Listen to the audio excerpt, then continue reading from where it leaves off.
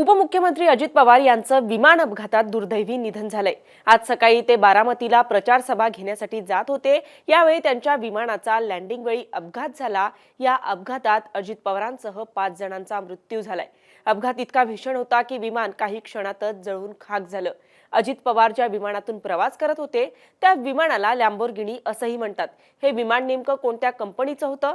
25 मिनिटात मुंबईहून बारामती पोहोचवणाऱ्या या बिझनेस क्लासचा राजा असलेल्या विमानाचा अपघात नेमका कसा झाला जाणून घेऊयात या व्हिडिओच्या माध्यमातून।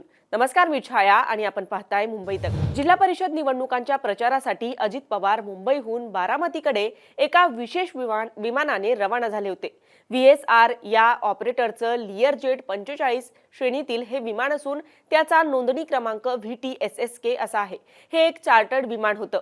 अपघात झालेलं हे विमान प्रामुख्याने अतिमहत्त्वाच्या व्यक्तींच्या म्हणजे VVIP प्रवासासाठी डिझाइन केलेलं आहे। यात साधारणपणे 8 ते 9 प्रवासी बसू शकतात।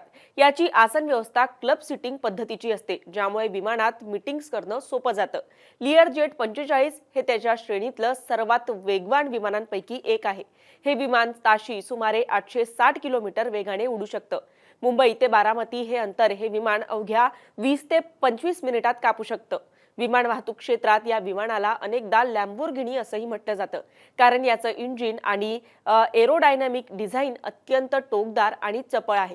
हे विमान जमिनीपासून 51,000 फूट उंचीपर्यंत उडू शकतं, जी उंची सामान्य व्यावसायिक विमाने म्हणजे उदाहरणार्थ एअरबस किंवा बोईंग गाठू शकत नाहीत। या विमानाचं सर्वात मोठं वैशिष्ट्य म्हणजे हे विमान छोट्या धावपट्टीवरही सहजपणे उतरू शकतं।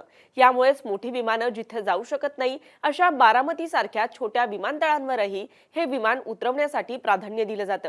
अजित पवार यांना घेऊन जाणाऱ्या या विमानानं मुंबईतून सकाळी 8:10 टेक ऑफ केलं। त्यानंतर ते बारामती विमानतळावर सकाळी 8:50 लँडिंग करणार होतं। मात्र लँडिंग करण्याच्या काही क्षणाआधी या विमानाचा भीषण अपघात झाला। जिल्हा परिषद निवडणुकीच्या प्रचारासाठी उपमुख्यमंत्री अजित पवार हे मुंबईवरून बारामतीला जात होते। बारामती तालुक्यात त्यांच्या 4 सभा आयोजित करण्यात आल्या होत्या। या विमानात अजित पवारांसह 5 प्रवासी प्रवास करत होते। अजित पवारांसोबत यात Mumbai PSO HC Vidip Jadhav, pilot captain Sumit Kapoor, captain Shambhavi Pathak, flight attendant Pinky Mali या सर्व प्रवाशांचा या अपघातात मृत्यू झालाय। अजित पवारांच्या या विमानाचा अपघात नेमका कसा झाला याबाबत सध्या तरी अधिकृत माहिती मिळालेली नसली तरी बारामती एअरपोर्ट मॅनेजर शिवाजी तावरे यांनी हिंदुस्तान टाइम्सला दिलेल्या माहितीनुसार VTSSK हे विमान रनवे क्रमांक 11 जवळ लँडिंग करण्याचा प्रयत्न करत होते। त्यावेळी ते रनवेवरून बाजूला गेले आणि क्रॅश झाले। विमान क्रॅश झाल्यानंतर विमानात स्फोट झाला आणि त्याला आग लागली। आग इतकी भीषण होती की संपूर्ण विमान पेटलं आणि क्षणात सगळं उद्ध्वस्त झालं। बारामती विमानतळ हे काही काळापूर्वी एक खासगी कंपनी ऑपरेट करत होती। मात्र नुकतंच हे विमानतळ महाराष्ट्र एअरपोर्ट डेव्हलपमेंट कंपनीकडे हस्तांतरित करण्यात आलं होतं। प्रत्यक्षदर्शीने दिलेल्या माहितीनुसार हे विमान खाली येत होतं तेव्हा हे क्रॅश होणार हे कळत होतं। आधी वाटलं की धावपट्टीवर विमान उतरत आहे, पण विमान क्रॅश झालं। मोठा स्फोट झाला। स्फोट झाल्यानंतर आम्ही गेलो त्यावेळी सगळं जळून खाक झालं होतं। अनेक लोक जमा झाले होते, पण आग इतकी मोठी होती की कोणालाच वाचवणं शक्य नव्हतं।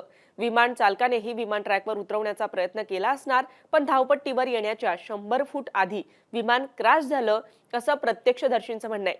अजित पवार यांच्यासारख्या ताकदीच्या नेत्याचा अशा अपघाती निधनामुळे राज्याच्या राजकारणात मोठी पोकळी निर्माण झाली आहे। अजित पवारांना मुंबई तक कडून भावपूर्ण आदरांजली। धन्यवाद।